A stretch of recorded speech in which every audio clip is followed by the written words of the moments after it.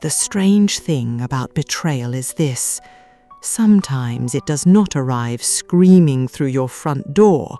Sometimes it walks quietly into your kitchen, carrying groceries and concern. Sometimes it calls you mum while measuring the value of everything you own. And sometimes the people trying hardest to convince everyone you are losing your mind are the very people terrified you still remember everything clearly. For almost 7 months, I let my children believe I was slowly disappearing. I let them repeat stories that never happened. I let them exchange worried little glances across my dining room table. I let them whisper outside doorways while pretending their voices stayed low enough unheard. Most importantly, I let them think I never noticed what they were truly building around me. They thought age made me weak. They thought loneliness made me vulnerable. They thought grief had softened the sharpest parts of my memory forever. What they never understood was something my husband Walter once told me decades earlier during one difficult winter. The quietest person inside any room usually notices everything first, and I noticed everything.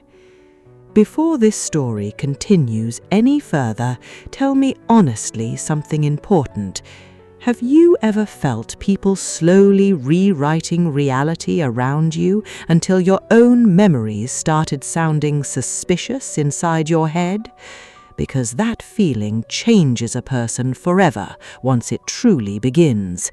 And if this story pulls you in tonight, stay until the end, because what happened inside that courtroom still wakes me some nights unexpectedly. My name is Evelyn Mercer. I turned 80 years old 3 weeks before Christmas arrived last winter. My children forgot the actual date entirely. They remembered 4 days later after seeing flowers delivered from my granddaughter Lily. I live inside a narrow 2-story brick house near Hawthorne Avenue. Walter and I bought this place during the summer of 1974, when mortgage rates were terrifying and absolutely nobody believed the neighborhood would survive another decade peacefully. But Walter believed in broken things stubbornly. Old radios, rusting watches, second-hand furniture. People nobody else trusted anymore. Even me. Especially me. The front porch still creaks during cold mornings exactly the same way it always has. The hallway wallpaper curls slightly near the staircase because Walter never finished repairing water damage from a storm almost 15 years ago. His workshop still smells faintly like cedar wood, machine oil, and coffee grounds. Nothing inside this house changed accidentally. Every object resting quietly upon those shelves exists somewhere intentionally. I know because my hands placed most of them carefully there myself. The blue ceramic bowl near the kitchen sink came from Vermont during our 25th anniversary road trip. The tiny brass horse sitting beside the fireplace belonged originally to Walter's grandfather. The scratched tea kettle hanging above my stove survived 3 different apartments before we ever owned this house. Memory leaves fingerprints everywhere eventually. People only stop noticing them after familiarity becomes permanent. The first time Nolan suggested something was wrong with me happened during heavy rain sometime near early October. I remember the weather clearly because the gutters outside overflowed loudly enough, interrupting afternoon television every few minutes. He arrived unexpectedly carrying grocery bags neither requested nor needed. Nolan always entered rooms like somebody practicing kindness rather than naturally feeling it. Carefully measured smiles, gentle voice, perfect timing, controlled movements. Even as a child, he apologized strategically instead of emotionally. He placed canned soup beside my kitchen counter before glancing dramatically toward the stove. Then came the sigh, the deliberate one, the sigh existing specifically so certain words land heavier afterwards. "Mum," he said carefully, "you left the burner running again today." I looked toward the stove immediately. Cold. Completely cold, not warm enough, suggesting recent use whatsoever. Earlier that afternoon I had boiled water for chamomile tea while reading by the window overlooking Alder Street. Afterward I turned the burner off exactly like always. "No," I answered calmly, "I definitely turned it off afterwards." Nolan smiled gently without warmth ever reaching his eyes completely. "It's okay," he replied softly. "You probably just forgot afterwards." Forgot. Such a small, harmless-sounding word initially, soft enough slipping quietly beneath doors unnoticed, dangerous enough eventually changing entire lives permanently. "I didn't forget," I repeated slowly. This time Nolan stepped closer while lowering his voice another careful level. "Mum, nobody blames you for these things happening." Then came the pause, the deliberate one, the pause existing specifically so certain words land heavier afterwards. "Your memory problems are getting worse." Memory problems. Not dementia yet, not confusion, just preparation. A foundation quietly poured before constructing something much larger later. I remember staring toward rainwater sliding across kitchen windows while hearing those words settle around me strangely. Not painful exactly, not yet, just wrong. Like hearing somebody describe another person while accidentally using your name. Nolan stayed nearly 40 minutes afterwards, long enough checking cabinets unnecessarily, long enough rearranging medication bottles already organized properly, long enough repeatedly asking whether I remembered upcoming appointments clearly. Before leaving, he touched my shoulder carefully. "We're only worried because we love you." Love. Interesting how often terrible people borrow beautiful words temporarily. 2 mornings later, my daughter Claire arrived without calling first. Claire never walked anywhere quietly throughout her entire life. Even expensive heels sounded irritated beneath her feet somehow. She wore expensive perfume, carrying sharp citrus underneath sweeter floral notes. Walter used to call it executive ambition trapped inside a bottle. Claire moved straight toward my kitchen freezer while speaking casually about traffic downtown. Then suddenly she stopped moving entirely. "Oh my God," she whispered dramatically. I looked up from my crossword puzzle slowly. What happened? Claire opened the freezer wider before turning toward me, holding something between 2 fingers carefully.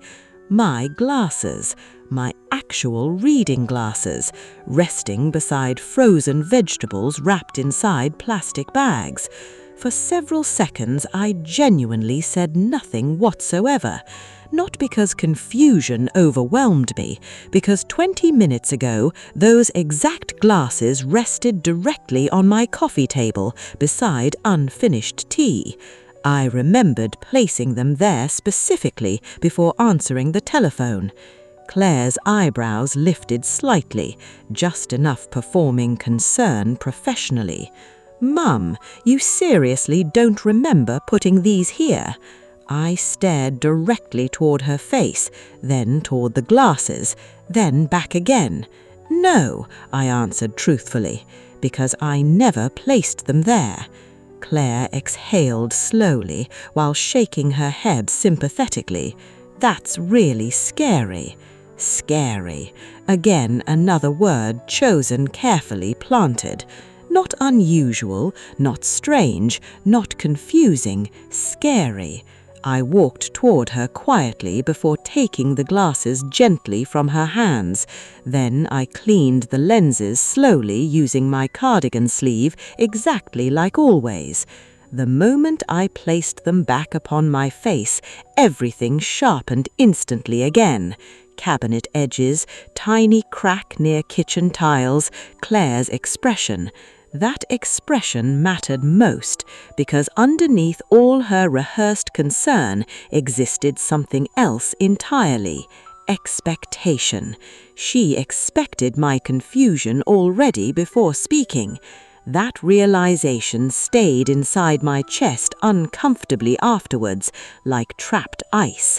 Because something clicked into place deep inside my mind finally. They were coordinating. 3 children, 3 incidents, 3 conversations sounding strangely similar. Same careful tones, same strategic pauses, same language repeated repeatedly. Concern, confusion, safety, forgetfulness. Not spontaneous, prepared.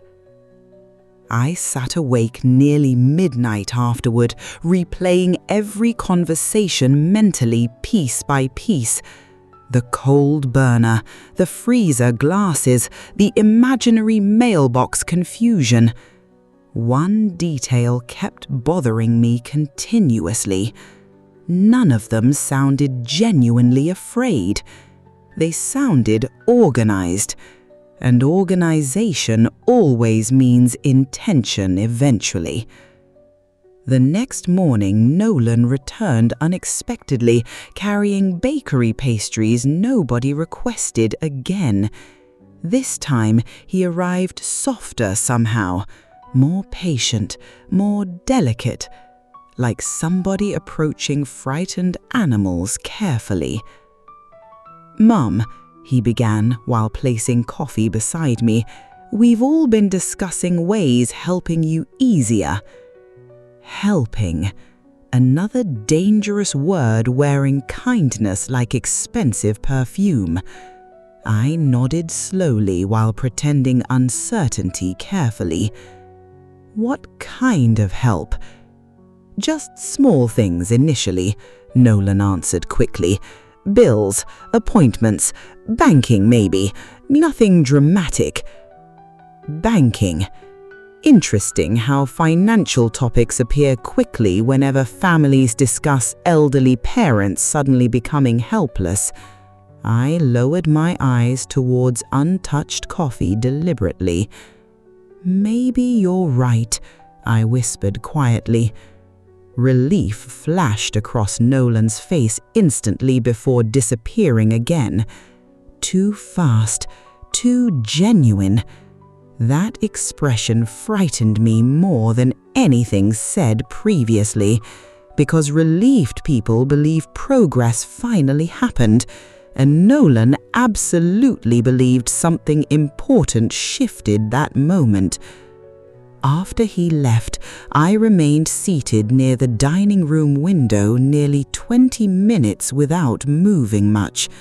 Outside, neighborhood children rode bicycles through falling leaves, while distant dogs barked somewhere beyond Hawthorne Avenue.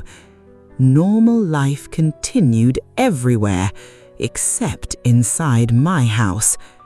Inside my house, something colder had already started quietly. That afternoon, I walked 3 blocks towards Ellsworth Hardware downtown. Walter loved that store irrationally. Even after massive chain retailers opened nearby, he still bought nails there because the owner remembered customer names personally. The bell above entrance doors rang loudly once I stepped inside. Same sound, same smell, wood dust, machine oil, old cardboard. Mr. Ellsworth himself no longer worked there after retiring last year. Now his nephew managed operations with considerably less personality. "Can I help you find anything today?" he asked politely.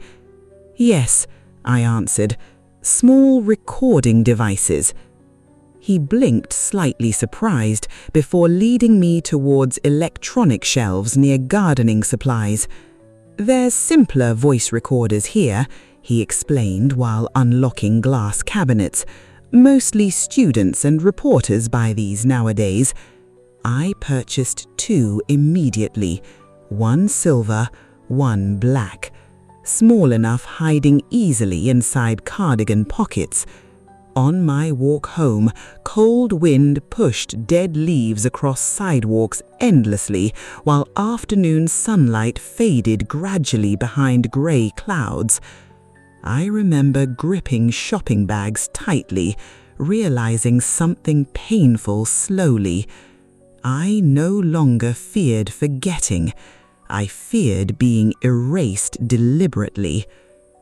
When I returned home, I prepared proper dinner carefully. Roasted cod, butter beans, dark rye bread lightly warmed. Routine matters deeply whenever life begins feeling unstable. Around 6:15, the front door opened unexpectedly again. All 3 children arrived together this time. Nolan first, Claire second, Daniel behind them carrying wine nobody intended drinking. That alone told me something serious awaited. Families bring wine whenever preparing uncomfortable conversations strategically. They sat around my living room speaking softer than church visitors somehow. Every movement felt measured. Claire asked what year Walter died. Daniel asked current presidents' names casually. Nolan asked whether I remembered upcoming dental appointments. I answered carefully, sometimes correctly, sometimes slowly, sometimes after deliberate hesitation. Every pause earned exchanged glances between them immediately. Not grief, confirmation.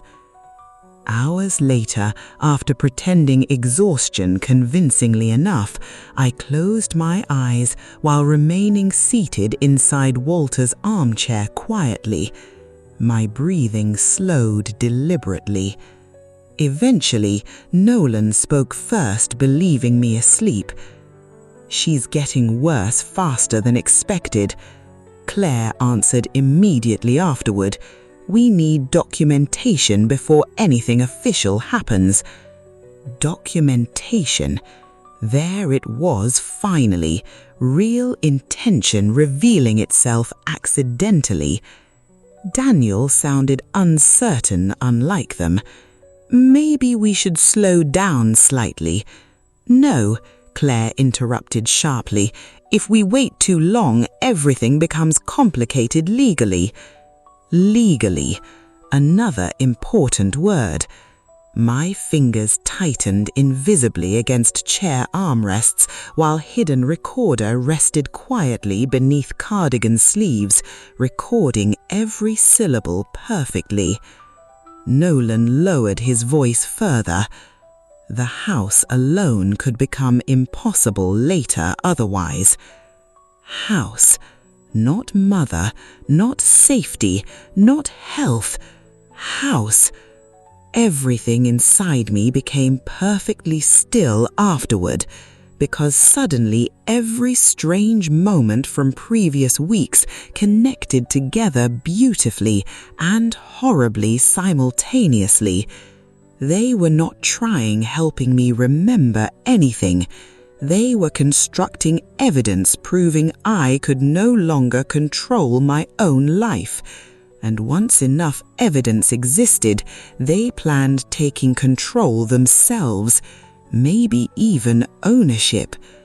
The terrifying part was not realizing strangers might do something cruel eventually. The terrifying part was hearing your own children discuss you like unfinished paperwork. I stayed motionless until their voices disappeared downstairs completely. Then slowly I opened my eyes towards dark ceiling shadows surrounding Walter's chair. The recorder still rested warm against my wrist, working perfectly. That was the exact moment I made my decision finally. If they wanted a confused elderly woman desperately enough, then I would become one temporarily, better than they ever imagined possible. And while they built their version of me carefully, piece by piece, I would quietly record every truth they accidentally revealed themselves, because people hiding ugly intentions eventually grow careless once victory feels close enough touching distance, and my children already believed they were winning. The next morning, I forgot my favorite coffee mug deliberately. Not dramatically, not suspiciously, just enough creating doubt naturally inside somebody already searching carefully for weakness. The blue ceramic mug sat exactly where it always had for nearly 20 years. Second shelf, beside chipped white plates nobody else ever used willingly. Walter bought that mug during a rainy weekend trip through Connecticut after accidentally dropping my original one beside a motel sink. He spent almost 40 minutes finding another identical shade afterward because he hated disappointing me over small things. That was Walter entirely. Careful with details nobody else noticed mattered. I walked into the kitchen slowly while Nolan pretending reading emails beside the counter. He had started arriving earlier lately, earlier and earlier every morning, like a man quietly measuring property already belonging mentally to him. I opened cabinets deliberately before staring too long towards stacked dishes thoughtfully. Then I frowned slightly. "I thought my blue mug stayed here," I murmured softly. Nolan looked up immediately. "It does," he answered gently. "Second shelf, right side." I blinked slowly toward the cabinet again. "Oh," I whispered quietly. "Right." Then I reached upward carefully while pretending uncertainty during movements usually automatic. Nolan watched everything, not casually, attentively. Hungry people always observe differently once food appears nearby. The moment my fingers wrapped around that mug, I saw relief flicker across his expression again. That same awful relief. Not sadness, not worry, validation. Later that afternoon, Claire arrived, carrying another folder beneath one arm. Folders had become common suddenly. Every conversation now seemed printed, highlighted, categorized, organized. Concern looked strangely professional these days. Claire sat beside me near living room windows while rain tapped softly against old glass outside. "How are you feeling today?" she asked carefully. Feeling, not thinking, not doing, feeling. Questions about feelings invite vulnerability easier than questions demanding facts. I folded my hands quietly across my lap. "Some moments seem foggier lately," I answered slowly. Claire nodded too quickly. Then she placed the folder atop coffee tables between us carefully. "I spoke with a specialist yesterday," she said, "just trying understanding everything better."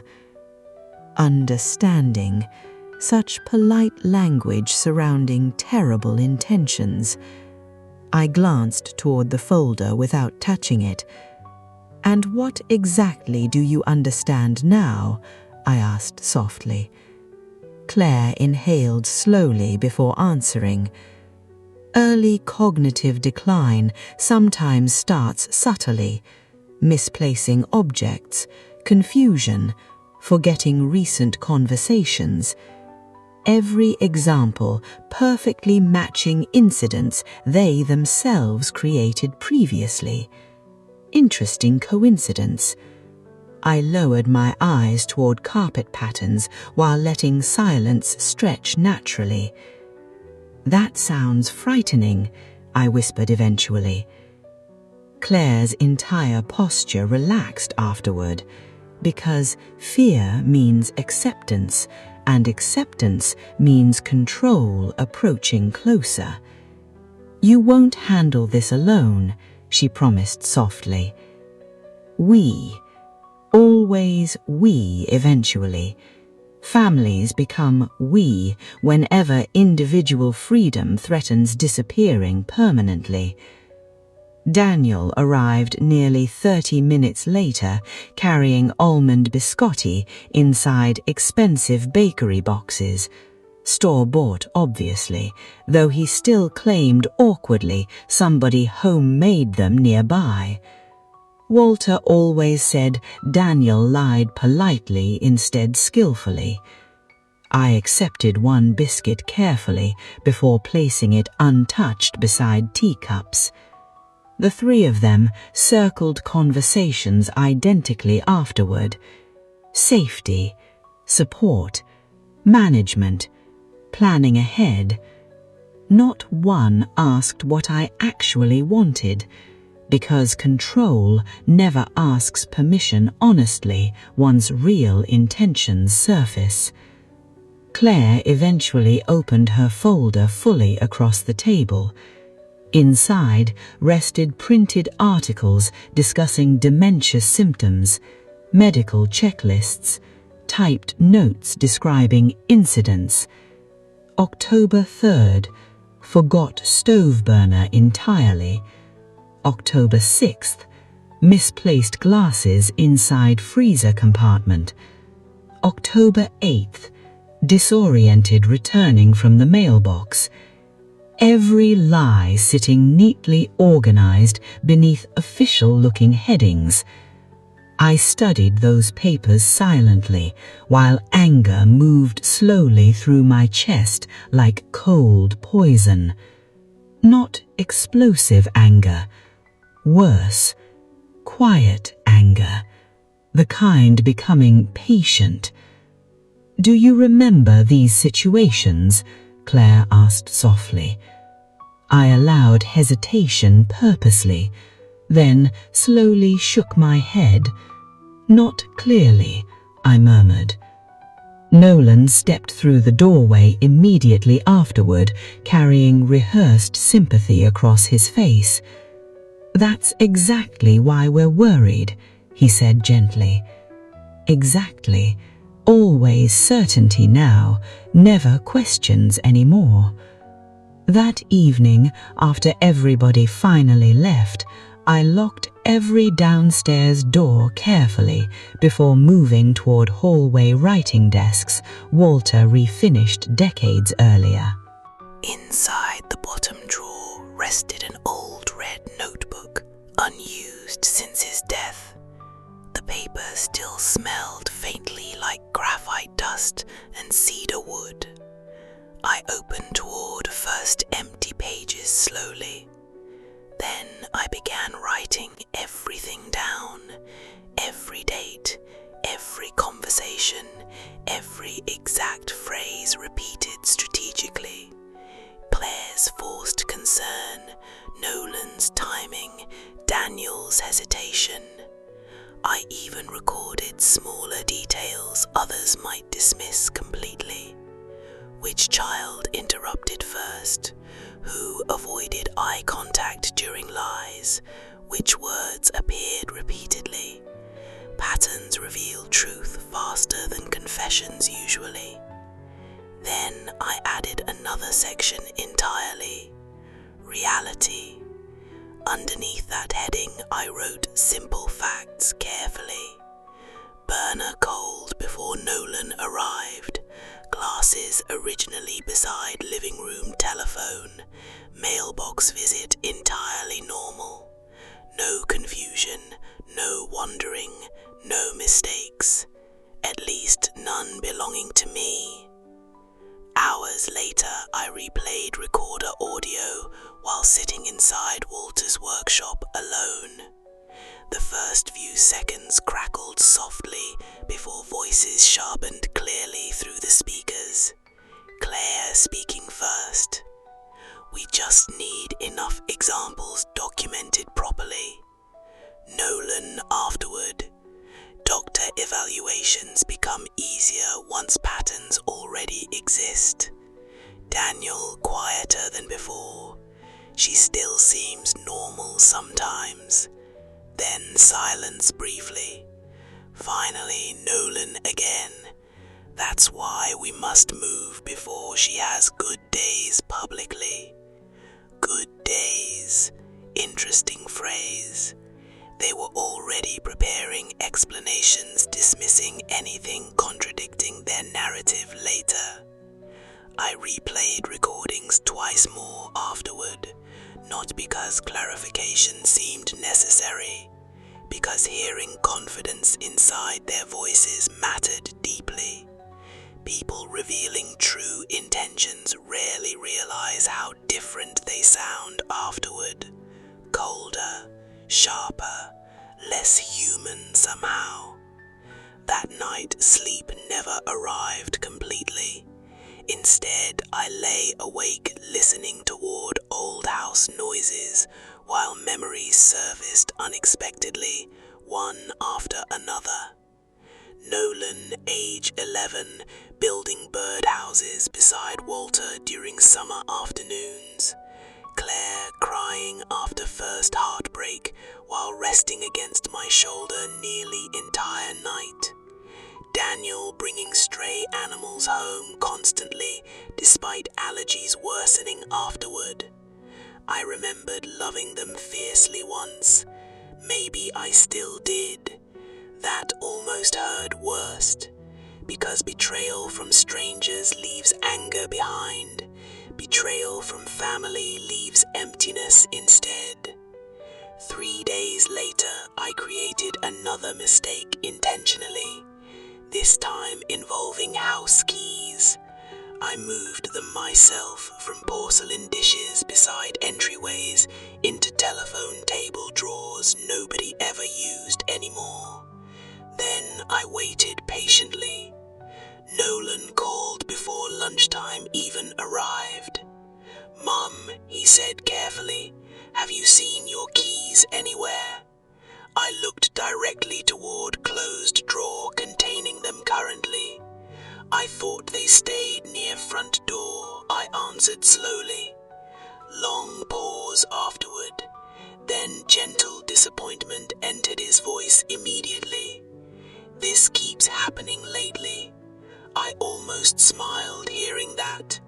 Instead, I sighed softly. "Yes," I whispered, "maybe it does." 2 hours later, Claire arrived personally before helping search entire downstairs dramatically. Eventually, she discovered keys exactly where I intentionally left them earlier. "Oh, Mum," she breathed quietly while holding them upward carefully. "These were hidden completely wrong. Hidden, not misplaced. Hidden. Interesting choice." I stared toward keys thoughtfully before meeting her eyes directly. For one brief second, her mask slipped entirely. Satisfaction. Pure, unmistakable satisfaction. That moment changed something fundamental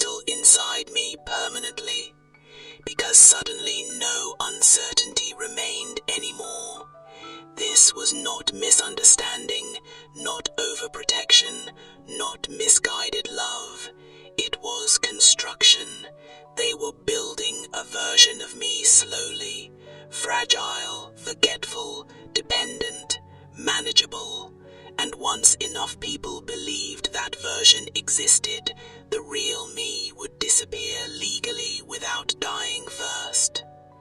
Afterward, I stopped reacting emotionally altogether, outwardly anyway. Inside, everything became colder and more organized than ever previously. I observed constantly now, measured voices, tracked movements, recorded conversations. By the third week, their caution weakened noticeably. People relaxed quickly whenever believing victory already guaranteed. Nolan began walking through my house freely without asking permission anymore, opening cabinets casually, checking mail stacks, reading envelopes upside down whenever thinking nobody noticed. Once I found him inside Walter's workshop, touching old brass measuring tools thoughtfully. Those tools belonged originally to Walter's father. Nolan turned one over slowly inside his hands while muttering almost invisibly. These might actually sell pretty well. Sell. Not preserve, not keep. Sell. I stepped quietly against wooden floors behind him. He startled immediately before forcing concern across his expression. "Mum," he said quickly, "you shouldn't walk downstairs alone like this." "Why not?" I asked calmly. "You could fall." Fall. Always danger suddenly. Danger everywhere constantly. I glanced around workshops slowly. Perfectly level wooden floors, bright overhead lights, tools organized alphabetically, exactly how Walter preferred decades earlier. "I've walked here 40 years safely," I answered softly. Nolan smiled thinly. "You don't always recognize unsafe situations anymore." Again, certainty, never possibility. That same evening, I prepared something carefully inside kitchen alone. An envelope. Inside rested spare recorder memory cards alongside handwritten notes describing specific conversations chronologically. Atop, I wrote one sentence clearly. "If something happens unexpectedly, listen first before believing anyone." Then I hid envelope behind old cookbooks nobody touched anymore. Insurance. Walter always believed backups mattered almost as much as original plans themselves. Claire, meanwhile, grew methodical increasingly. Phone calls replaced spontaneous visits frequently now. Short, controlled conversations, always circling identical subjects repeatedly. Did I remember medications today? Had electricity bills been paid correctly? Did I feel confused this morning? Sometimes I answered directly, sometimes vaguely. Once I pretended forgetting whether lunch already happened earlier. Silence followed briefly. Then Claire exhaled softly, satisfied again. "Okay," she whispered. "We'll start arranging meal schedules soon." Everything always moved toward collective control eventually. Daniel played different roles entirely. He remained softer somehow, warmer, more careful touching my arm while speaking nearby. But warmth can manipulate people too sometimes. One afternoon, he brought pastries dusted with powdered sugar from expensive bakeries downtown. "You forgot adding sugar into tea again," he pointed out carefully while watching me closely. I looked toward untouched cup thoughtfully. "I prefer it bitter now," I answered simply. Daniel blinked once, then smiled too quickly. "Right, of course." That night, another recording changed everything further. Claire speaking sharply this time. "We need moving faster before doctors see her acting normal publicly." Nolan answered immediately afterwards. "She's slipping more every day already." Daniel hesitated quietly. "Sometimes she still sounds completely herself." Silence. Then Nolan again, firmer now. "That's how dementia works. Good moments happen temporarily." They already prepared explanations for truth itself. I leaned backward inside Walter's chair, listening toward recorder speakers quietly, while rain hammered workshop windows outside. They were rewriting reality actively now. Every clear moment became temporary. Every contradiction became symptoms. Every defense became confusion. Terrifying systems always work exactly like that eventually. The following morning, I introduced something entirely new deliberately. At breakfast, I called Nolan by Walter's name once. Just once. We sat near kitchen windows while toast burned slightly nearby because Nolan never watched timers properly. He discussed legal paperwork casually between coffee sips. Something involving temporary financial authority. Then, quietly, I looked directly toward him. "Walter," I asked softly, "could you hand me butter, please?" Silence erupted instantly. Heavy. Sharp. Nolan froze completely before recovering quickly. But not quickly enough.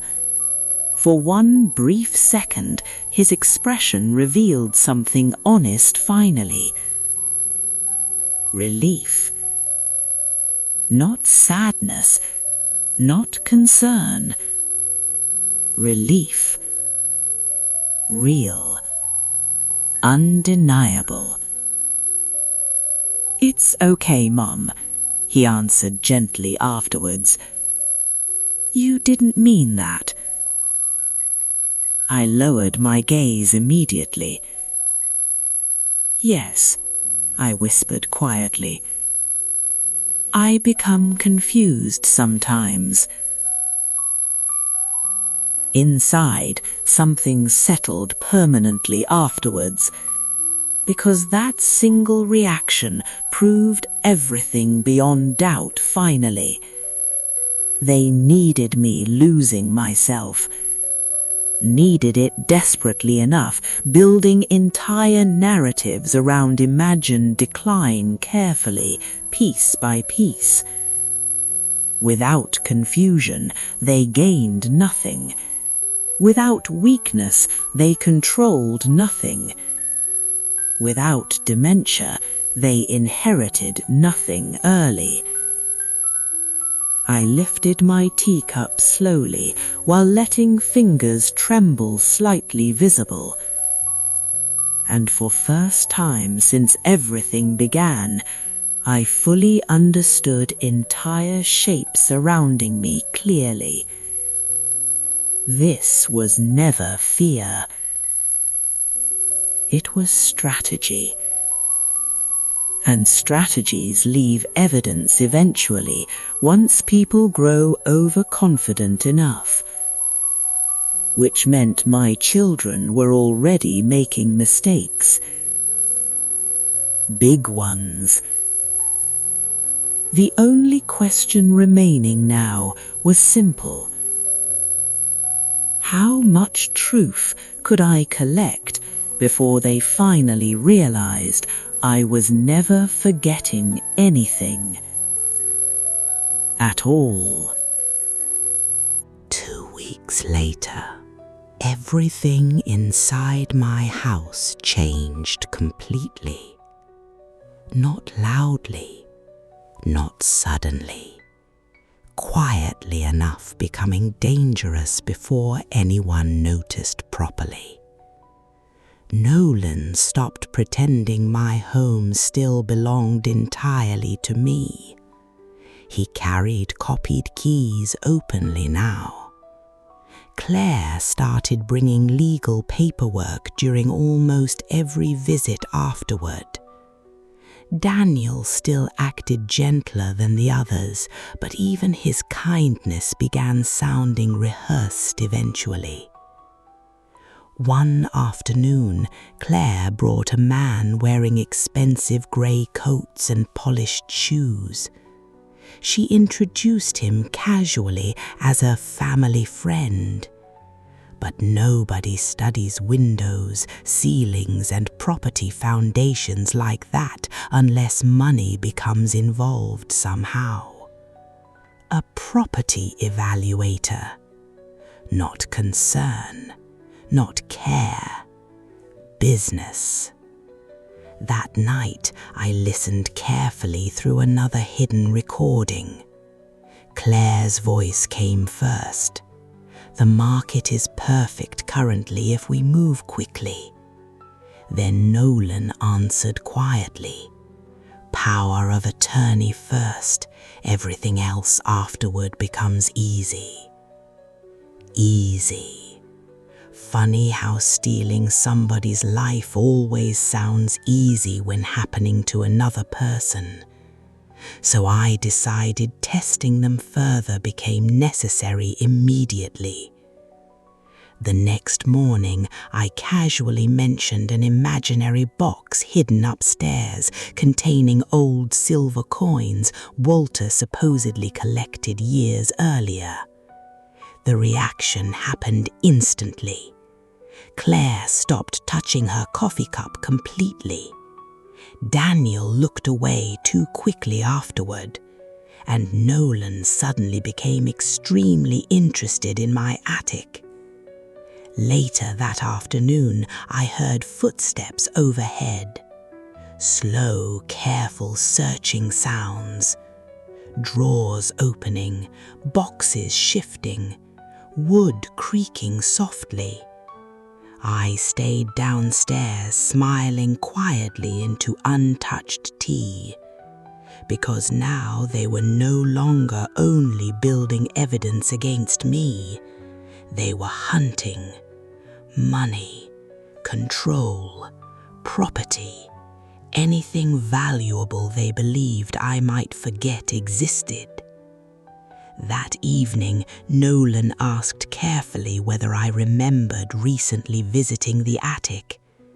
I looked him directly into his eyes, then softly answered, "I don't think so." His disappointment lasted only 1 second, but 1 second was enough. A few days later, official court papers arrived through certified mail.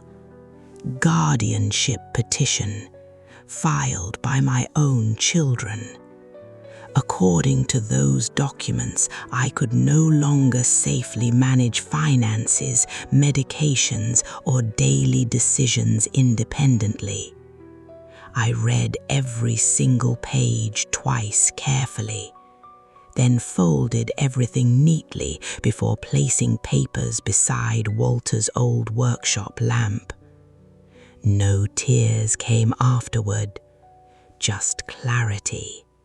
Pure, cold clarity. That same night, I finally called attorney Beatrice Hale privately, and for first time during nearly 7 months, I told another human being absolutely everything. The courtroom looked smaller than expected somehow. Bright lights, polished wooden tables, artificial calm covering real tension underneath. Across from me sat my children, prepared, confident, certain victory already belonged to them completely. Nolan spoke first before the judge. "Your Honor, our mother sadly suffers worsening cognitive decline. We only want protecting her safety and finances properly." Claire followed immediately afterward. Perfectly organized notes described every staged incident carefully. The burner, the glasses, the mailbox, the confusion. Even Daniel spoke emotionally about wanting me safe. Safe. Always that word again. I stayed quiet throughout everything initially, hands folded carefully across my lap, cardigan buttoned slightly wrong intentionally, exactly the woman they spent months creating. Then attorney Beatrice finally stood slowly beside me. Mrs. Mercer would like responding personally now. Silence spread immediately through the courtroom. I raised my head carefully before speaking quietly. "Yes," I said, "sometimes I forget things." Relief crossed Nolan's face instantly. Too early. Then I reached slowly into my handbag and placed the recorder onto courtroom tables directly between us. Everything changed afterward. The first recording echoed clearly across silent walls. We just need enough examples documented properly. Claire's voice, then Nolan. Once papers get signed, everything becomes easier. Another recording followed immediately afterward. Power of attorney first, then another. She barely argues anymore. It's working. Nobody moved. Nobody even breathed loudly anymore. Nolan finally stood abruptly, shouting those conversations were manipulated completely. But panic destroys polished performances quickly, and panic already filled his voice completely. Then attorney Beatrice presented Dr. Raymond's private medical evaluation. No dementia, no cognitive decline, no impairment whatsoever. The judge looked toward my children slowly afterward, one by one, long enough making them uncomfortable finally.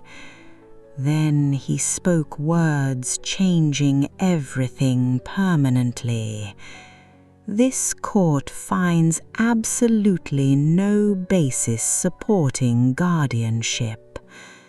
Claire looked physically sick afterward. Daniel stared toward floors silently. Nolan stopped speaking altogether. But the judge still wasn't finished. These recordings additionally raise serious concerns involving manipulation and financial intent. That sentence hit harder than anything else spoken previously, because suddenly they understood something terrifying finally. They were no longer accusing me. Now people were questioning them instead. Outside the courtroom, silence followed us downstairs strangely. Not peaceful silence, exhausted silence. Nolan caught me first near courthouse doors. "Mom," he said desperately, "this situation got completely out of hand." Out of hand? Interesting phrase, considering everything they attempted doing. "You tried declaring me mentally incompetent," I answered calmly. "That sounds very much in hand." Claire accused me afterward of manipulating everyone intentionally, recording private conversations, lying about confusion, and she was partly right, honestly.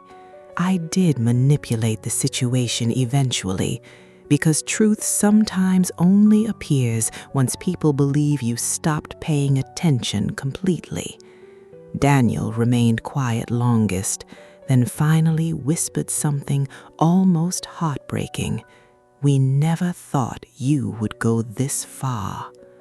I looked toward him carefully before answering honestly. Neither did I. That was the hardest truth spoken entire day, because somewhere during those months we all crossed lines impossible uncrossing afterward. Family became evidence, love became strategy, home became territory. Eventually I told them something simple. "You live your lives now," I said quietly, "and I will keep living mine." No screaming followed afterward, no dramatic apologies arrived magically. Real life rarely ends beautifully enough for that. Instead, they stood silently watching me walk away. And for first time in months, I stopped pretending weakness entirely. Outside courthouse steps, my granddaughter Lily waited nervously beside parked cars. The moment she saw me, tears filled her eyes immediately. "I knew something felt wrong," she whispered softly. I squeezed her hand gently. "You listened," I answered. "That mattered more than anything." Later that night, I returned home alone. My home, not theirs. Walter's workshop smelled exactly the same as always. Wood dust, coffee stains, old memories refusing disappearance. I placed the recorder quietly beside his brass tools one final time. No ceremony happened afterward, no victory speech, just silence. Real silence this time, the good kind. Then I sat alone beside workshop windows, watching rain slide slowly across dark glass, while one final thought stayed inside my mind quietly. People think surviving betrayal requires strength.